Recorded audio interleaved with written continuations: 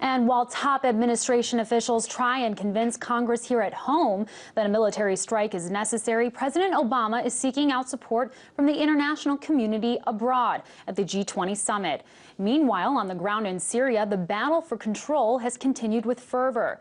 Just yesterday, government troops, along with alleged al-Qaeda-linked rebels, fought for control of one Syrian Christian town north of Damascus called Maaloula. There have been a series of hit-and-run attacks on the village, which holds one of the oldest minority Syrian populations. The residents of Maloula speak the ancient language of Aramaic, which scholars believe was the language of Jesus.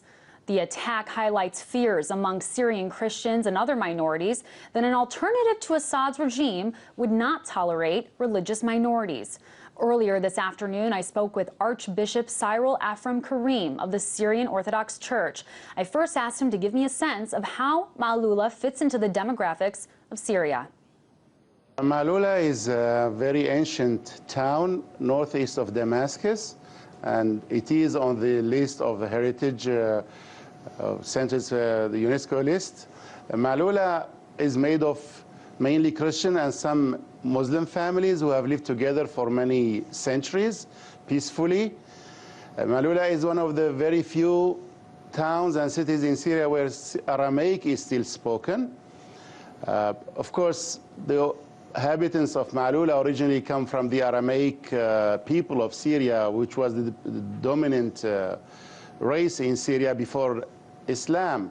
Now, many around Maloula have become Arabized through language and through other things, but Maloula kept its Aramaic identity.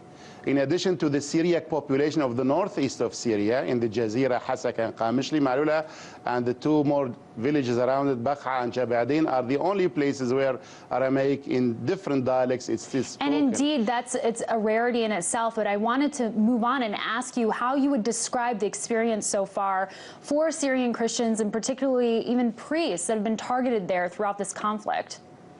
Maloula is not different than other Christian enclaves and population of Christians in the large cities. They have always felt that what's happening in Syria right now is against their own interest as citizens of Syria, and especially as Christians. As it's well known and documented, Christians under the Assad rule have lived relatively very peaceful conditions. And the government and the Syrian population have been really nice to the Christians, because the Christians, after all, are these inhabitants of Syria, the original inhabitants of Syria. Therefore, keeping the Christian presence in the Middle East, especially in Syria, is a richness and is enriching the Syrian society. Therefore, they always stood with the country. I cannot say with the government, because they love the country, and that's why they think the current regime is good for Christians. It's a secular regime, and they are very much afraid of what comes after if this regime is toppled. So let me ask you, how would Christians be affected by U.S. military intervention in Syria? They will be affected quite badly, and let me just give you some examples.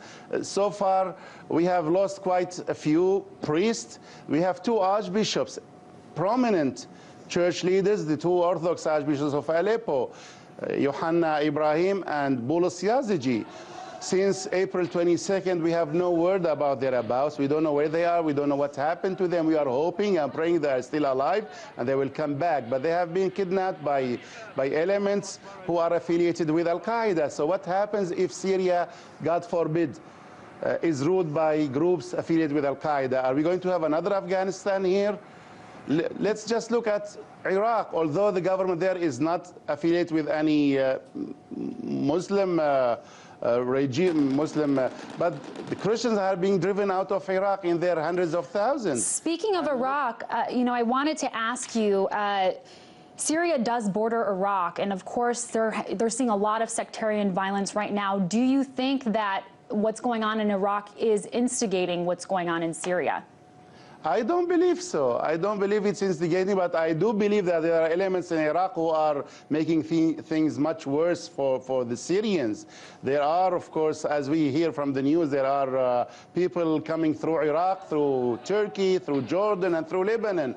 There are elements of extremists who come from all the way from Afghanistan and Uzbekistan and other countries such as Saudi Arabia and Qatar. They're fighting in Syria. They're doing their jihad in Syria.